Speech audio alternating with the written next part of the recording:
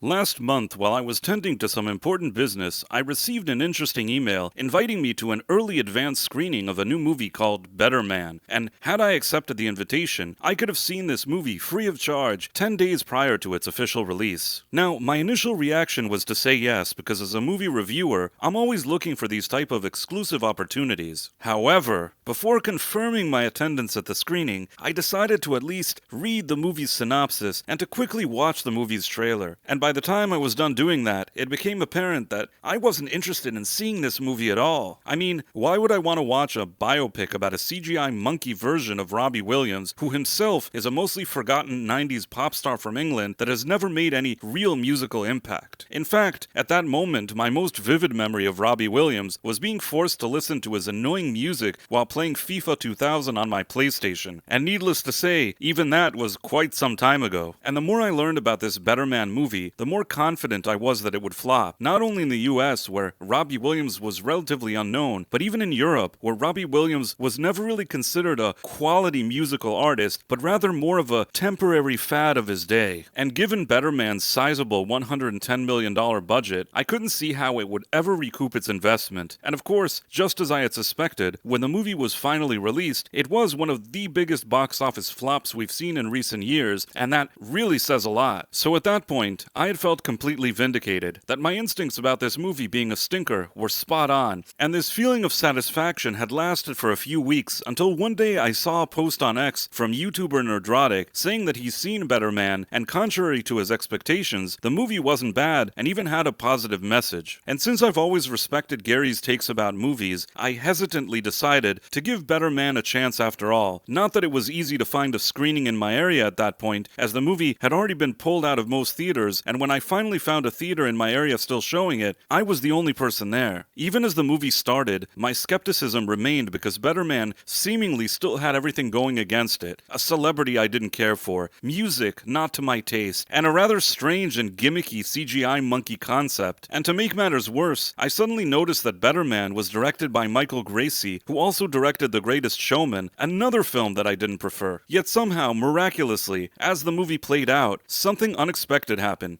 It started to grow on me. Regardless of my thoughts about Robbie Williams' career, his boy band Take That, CGI monkeys, or all the cheesy music that's played in the movie, there's a universal theme here that I think people could actually relate to. Williams' story, his humble beginnings, rise to fame, addiction problems, family problems, and the overcoming of his struggles are presented very thoughtfully from a storytelling perspective, and even though this whole Monkey Man concept still seems kind of unnecessary to me, the movie does have one undeniable quality. It has heart. Robbie Williams himself narrates his own story in a way that feels genuine, with self-deprecating humor, not shying away from mocking his boy band days or his career trajectory afterwards. Williams isn't afraid to explore dark areas of his life in the film, and once you embrace the story as it unfolds, it's hard not to empathize with Williams seeing the world through his eyes. And by the end, I would dare say that you're left with an uplifting, positive message, just as Nerdrotic had mentioned in his tweet. While I might have still trimmed 15 or 20 minutes from the movie's length, the movie does accomplish what it sets out to do, and it is actually very competently made in terms of acting, directing, scoring, and cinematography. And if that's the case, one has to wonder why Better Man was such a colossal failure at the box office if it wasn't actually a bad movie. And now that I've seen it, I think it's pretty obvious that the film's primary issue lies in its marketing. Even if a movie is interesting with a capable crew behind it, none of it matters if you're not able to sell it to an audience. And the fact that this movie cost $110 million to produce means that it needed to make at least $250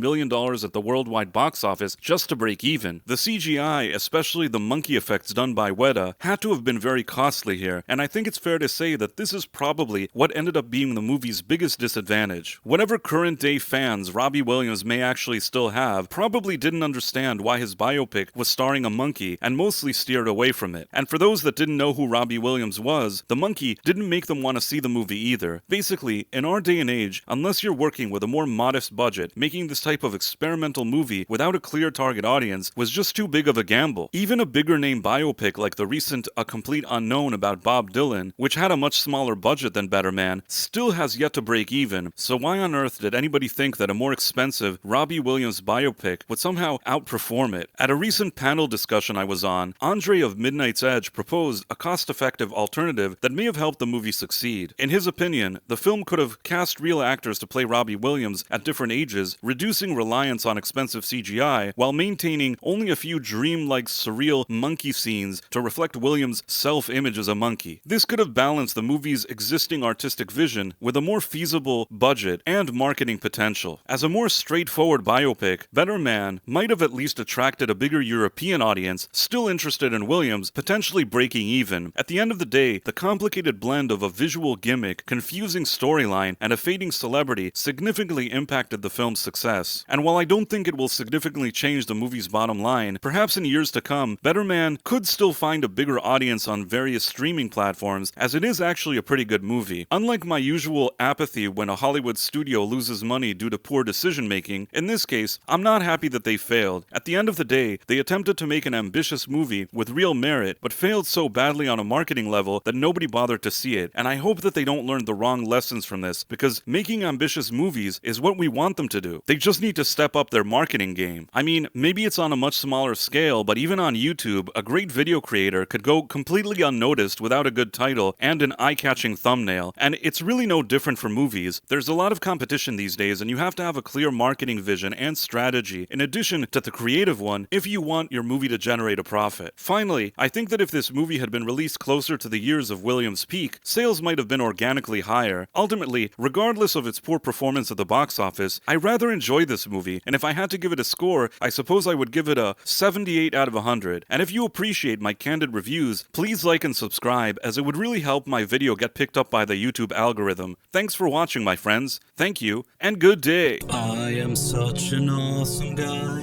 I make so many videos. But